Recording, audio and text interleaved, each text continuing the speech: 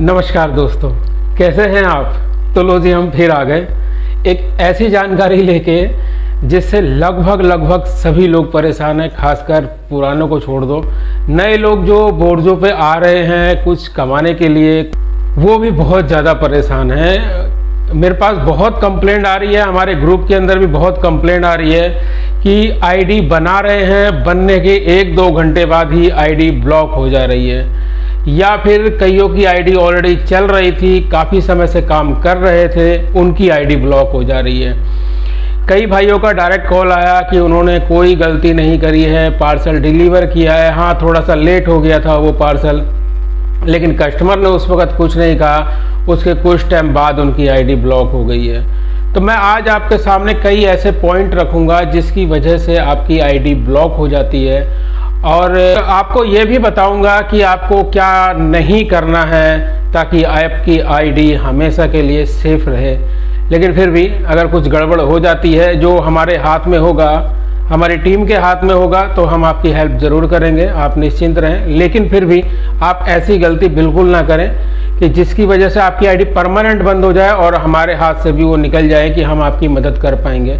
खैर चलिए, आज हम पॉइंट टू पॉइंट बात करते हैं। तो पहला ही मैं आपको एक पॉइंट बताता हूँ जिसमें शुरुआत की बात करते हैं हम। तो कई राइडर ऐसे हैं जो बोर्डों की नई आईडी बना रहे हैं, पहले कभी उन्होंने कोई आईडी बनाई हुई होगी, हो सकता है। आज वो अब जब दोबारा आईडी को बना रहे हैं तो उनकी आईडी ऑन हो जाती है, ऑन होने के 2 घंटे बाद बंद हो जाती है। उसका मुख्य कारण है आपका ही मोबाइल।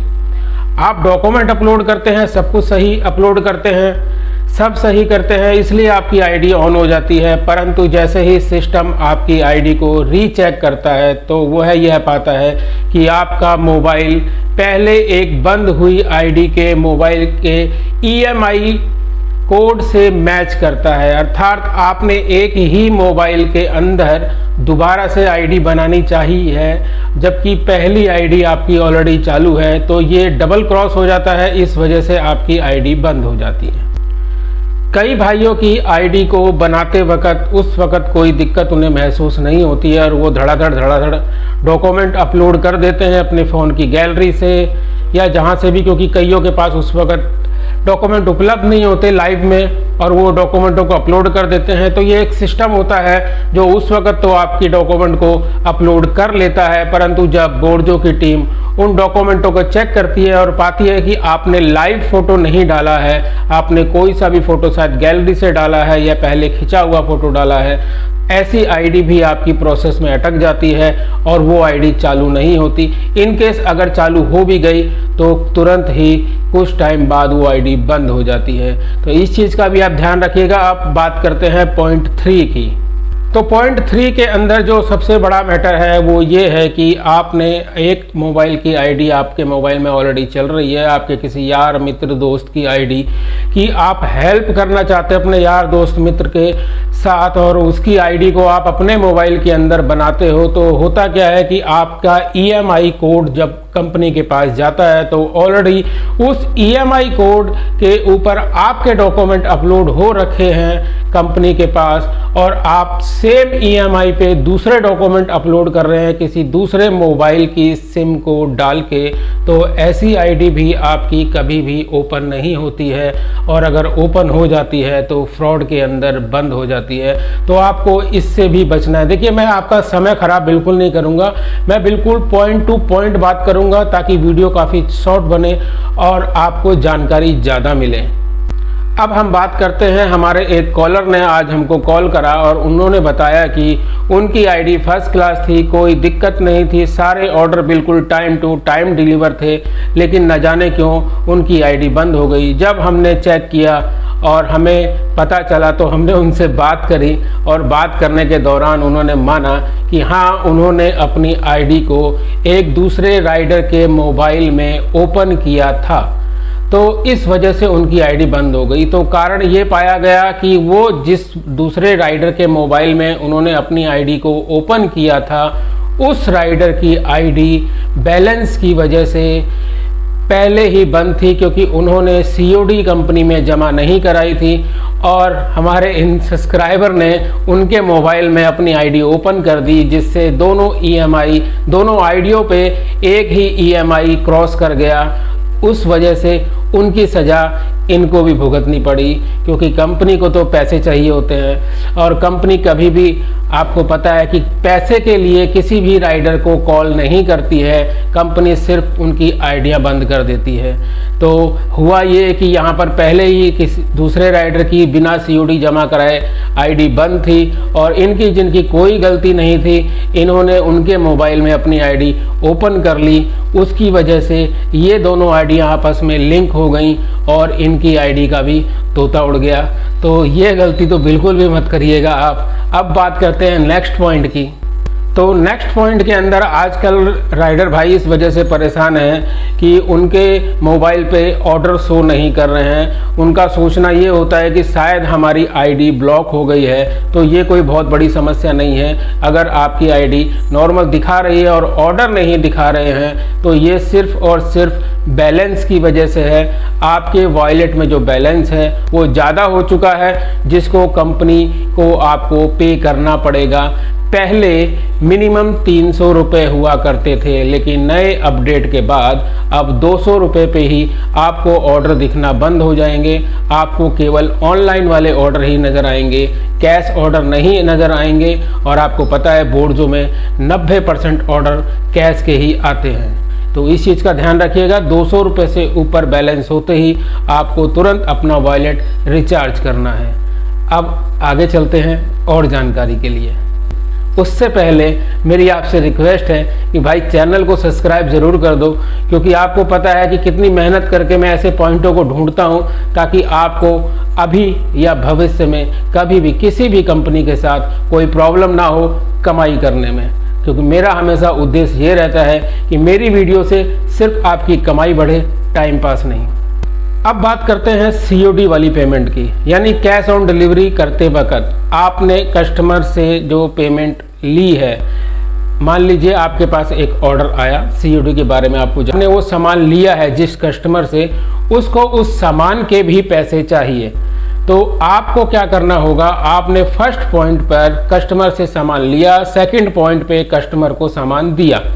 सामान देते वक्त आपने अपना फेयर तो कस्टमर से ले लिया, लेकिन आपको उस सामान की अमाउंट भी उस कस्टमर से लेनी है।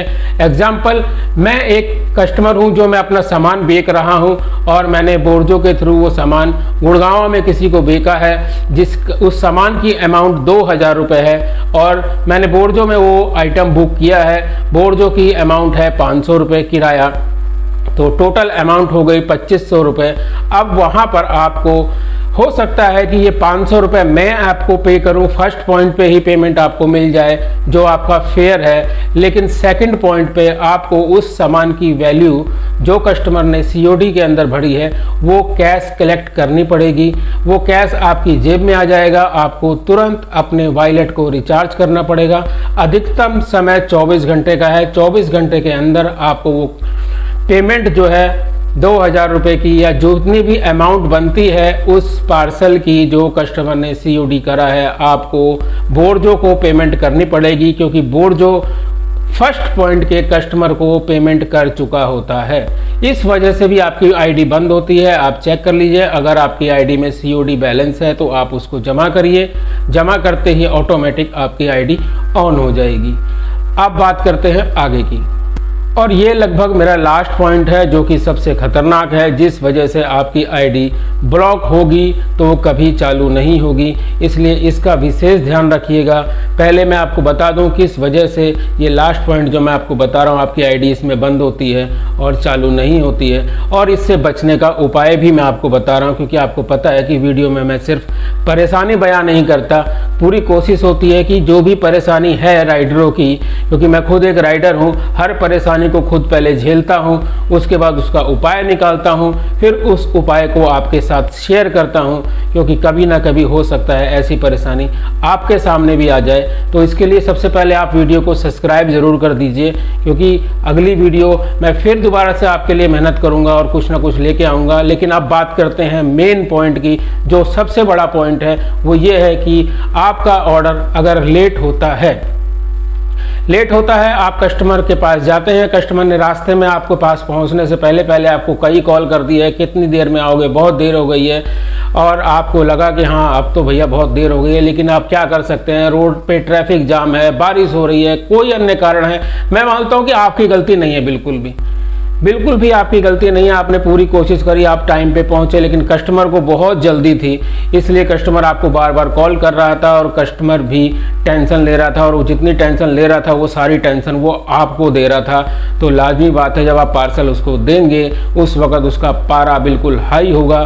तो यहाँ पर आपको बहुत सभ्यता के साथ उसको पार्सल देना है। जो हकीकत, जिस वजह से आपका पार्सल लेट हुआ है, वो हकीकत बयां करनी है आपको। आप इसके अंदर अपने हिसाब से हकीकत बयां कर सकते हैं जो आपके बेनिफिट में हो, लेकिन ध्यान रखिएगा कस्टमर हमेशा भगवान होता है, और भगवान को कभी भी कंपनी, हम लोग तो एक बार रूठ जाएंगे क्योंकि हमें भगवान ने कुछ ज़्यादा दिया नहीं है, लेकिन जो बड़े लोग होते हैं यानी कंपनी, वो कभी भी भगवान को रूठने नहीं देती है। जैसे आपने देखा होगा सोने की बहुत कीमत होती है और लोहे को कोई नहीं पूछता, तो हम लोग लोहा हैं और कस्टमर सोना है, तो कंपनी सोने को कभी नहीं खोएगी।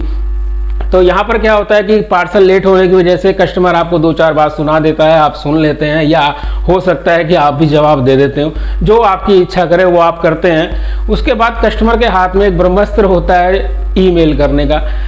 कस्टमर कंपनी को ईमेल कर देता है और ईमेल के अंदर वो पूरी महाभारत लिख देता है कि आपने जो पार्सल डिलीवर किया है वो पार्सल इतना लेट डिलीवर किया है कि कस्टमर ने जिस चीज़ के लिए, जिस काम के लिए उस पार्सल को मंगाया, अब उसका वो काम पूरा नहीं हो पाएगा। बहुत बेकार कंपनी है आपकी, इस वजह से मुझे लॉस ही हुआ, कोई बेनिफिट नहीं हुआ। तो कंपनी क्या करती है, ऐसे कस्टमर को बनाए रखने के लिए उनको सॉरी का मैसेज भेजती है, और जो भी उनसे चार्ज उस ट्रिप का किया गया है वो उस कस्टमर को रिफंड कर देती है। यानी कंपनी जो है उस वक्त उस ट्रिप में लॉस में चली जाती है। तो लॉस में तो कोई भी नहीं जाएगा, चाहे आप हो चाहे मैं। तो गुस्सा कहाँ पे निकलेगा? गुस्सा निकलेगा लोहे पे, जो कि बेकार है, कोई खास कीमती नहीं है। तो वो गुस्सा हम पे निकलता है, और कंपनी डायरेक्ट आपको कॉल करके गुस्सा नहीं निकालती है। कंपनी के पास सिर्फ एक ही हथियार है, आपकी आईडी बंद करने का, और आपकी आईडी को बंद कर दिया जाता है। ऐसी आईडी जिंदगी में कभी भी चालू नहीं होती है, आप ये ध्यान रखिएगा। लेकिन आप देख रहे हैं राइट राइडर की वीडियो, और राइट राइडर आपको ऐसी जानकारी देगा कि आप ऐसी परिस्थिति में पड़ गए अगर, तो बचेंगे कैसे, क्योंकि अगर समस्या है तो उसका सलूशन राइट राइडर के पास है। तो इन केस अगर आपको ऐसा लगता है कि आपकी आईडी आपका ऑर्डर लेट हो रहा है, कस्टमर काफ़ी भड़क रहा है, तो आप एक काम कीजिए, ड्रॉप करने से जस्ट पहले आप उस ऑर्डर की आईडी पे जाकर चैट करिए, चैट ऑप्शन में जाकर, और वहाँ पर आप जो अपनी बात रखिए कि मेरी बाइक ख़राब हो गई है या कुछ भी हो गया, एक ऐसा ठोस, बिल्कुल ठोस मजबूत अपनी बात वहाँ पर चैट के अंदर रखिए कि मैं इस वजह से काफ़ी लेट हो रहा हूँ और मैंने कस्टमर को बता दिया है, फिर भी मैं अपनी तरफ से पूरी कोशिश कर रहा हूँ। इस चैट को चैट सेक्शन के अंदर कोई पढ़े या ना पढ़े, इसको छोड़ दीजिए, लेकिन फिर भी आपके उस ऑर्डर पे एक पॉइंट आपकी तरफ से ड्रॉप करने से पहले ही कंपनी के पास पहुंच चुका है। इसका मतलब ये हुआ कि आप परिस्थिति को भाप गए थे और आपने कंपनी को पहले सूचित कर दिया है कि अब बात आती है दूसरे पॉइंट की, जहां पर आप कस्टमर के पास गए, जाने के बाद आपने कस्टमर को वो पेमेंट दी, वो पार्सल दिया, और कस्टमर वहीं पर आपको भड़कने लगा। तो भड़कने लगा तो इसका प्रूफ कैसे दोगे आप कि कस्टमर भड़क रहा था? क्योंकि कई बार होता क्या है कि कई व्यक्ति, यहाँ तक कि आपके यार दोस्त भी होंगे, आपने देखा होगा कि कई व्यक्ति आपके फेस पर आपसे बहुत प्यार से बोलते हैं, आपको लगता है बस इससे बढ़िया तो कोई है नहीं, लेकिन पता चलता है कि आपकी पीठ पीछे वो कितनी आपकी बुराई करता है और कितनी आपकी टांग खींचता है। तो इसी तरह कई कस्टमर भी होते हैं जो आपको जब फ्रंट में आप पहुंचोगे तो आपसे कुछ नहीं कहेगा, आपसे पार्सल लेगा, आपसे प्यार से बोलेगा, और आप जब चले जाओगे तो आपकी कंप्लेंट कर देगा। लेकिन कई कस्टमर बहुत भड़कते हैं, आपको उल्टा सीधा बोलना चालू कर देंगे। तो इसका आपके पास प्रूफ होना चाहिए। मेरी ये राय है, इस रिकॉर्डिंग चालू करके आपके ऊपर की जेब में मोबाइल को रख लीजिए और सारी बातचीत को रिकॉर्ड करिए। ऐसी रिकॉर्डिंग आपकी आईडी इतनी खतरनाक तरीके से बंद हुई आईडी को भी चालू कराने में सक्षम है। और ध्यान रखिएगा मेरी बात को, वीडियो शायद बहुत लंबी हो गई है, लेकिन आपको कुछ बातें बतानी बहुत ज़रूरी थी, जो कि मैं ग्रुप के अंदर देख रहा हूँ बहुत राइडर परेशान हैं। हम भी कोशिश कर रहे हैं ऐसे राइडरों की आईडी को हम खोल सकें, लेकिन कई चीज़ों में हम बाध्य हो जाते हैं जिसके अंदर हम कुछ नहीं कर सकते। हाँ, जाते जाते आपको एक महत्वपूर्ण बात बता दूं, कई बार क्या होता है कि आपने ऑर्डर उठाया, ऑर्डर उठाने के बाद आप कस्टमर के पास गए, आपने उस राइड के लिए मना कर दिया, या आप कस्टमर के पास गए ही नहीं, कस्टमर आपको कॉल कर रहा है कि आ जाओ, कितनी देर लगेगी, आप ऑर्डर भी कैंसिल नहीं कर रहे हैं अपनी तरफ से क्योंकि 50 रुपये लगेंगे, कस्टमर भी ऑर्डर को कैंसिल नहीं कर रहा है क्योंकि कस्टमर के भी 50 रुपये लगेंगे। ऐसे में जब कस्टमर ऑर्डर को लास्ट में झल्ला के कैंसिल करता है तो वो कैंसिल करने के रीज़न के अंदर कई बार आपकी कंप्लेंट करता है, वो ये करता है कि आप नशीला पदार्थ खा के उसके पास आए थे, तो भी है वो नशीले पदार्थ के अंदर, ड्रग के अंदर आपकी कंप्लेंट करता है। ऐसी आईडी भी कभी ज़िंदगी में चालू नहीं होती है, इसलिए ध्यान रखिएगा। ऐसी आईडी में तो राइट राइडर या बोर्डो की टीम भी आपकी मदद नहीं कर सकती है। मुझे आपको एक महत्वपूर्ण जानकारी और देनी है, लेकिन वीडियो बहुत लंबा हो गया है, इसलिए मैं वो जानकारी आपको नेक्स्ट वीडियो में दूंगा।